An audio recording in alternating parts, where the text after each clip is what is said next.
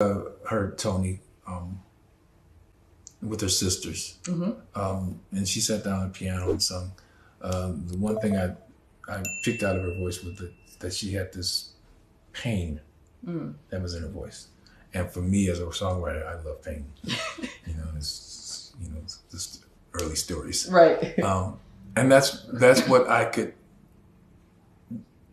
That's where I write from. Whether it's love, what's a painful kind of thing, and she just has that voice that can deliver that. So it was an easy matchup from just early days, because that's where I was always writing. And so interesting, because like the very first song that she did, that she kind of had success with, that she did one of the demos was "Love Should Have Brought You Home," which was actually written for Anita Baker. So you wrote that for Anita Baker? Yes. Okay. And how did Toni end up getting it? Toni ended up getting it because we sent it to Anita and she turned it down. Okay. Another turn That's down. easy, yeah. And she just said, when we sent it to her, she said, why don't y'all have that little girl singing that y'all sent it to? Y'all sent it to the one sing. She was good. She should sing good. And so she ended up singing it. She sung that, and she also sung "You Mean the World to Me," which was another song that I tried to give to Anita. That she Anita turning all of them down.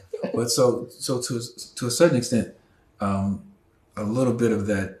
There was a little bit of Anita in Toni Braxton early days, if you remember, because she sung like she had. Because I told Toni to sing like you got water in your mouth.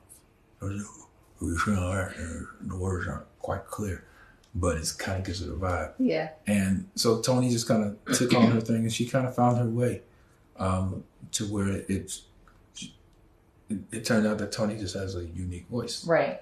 And I was a good writer for it. Right.